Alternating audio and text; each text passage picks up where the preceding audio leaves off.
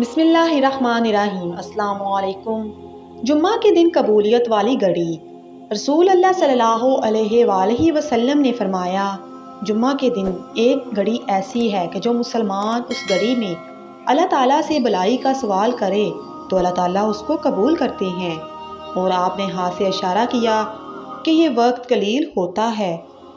अबू मूसा Ashari रज़ियल्लाहु ताला अन्हु से रवायत है कि हुज़ूर अकरम सल्लल्लाहु अलैहि वसल्लम ने फरमाया, जुम्मा की कबूलियत की घड़ी इमाम के मिंबर पर बैठने से लेकर नमाज तक होती है। जाबर इब्ने अबी अब्दुल्ला रज़ियल्लाहु ताला अन्हु से रवायत है कि हुज़ूर अकरम सल्लल्लाहु अलैहि वसल्लम ने फरमाया कि इस घड़ी को असर के बाद तलाश करो।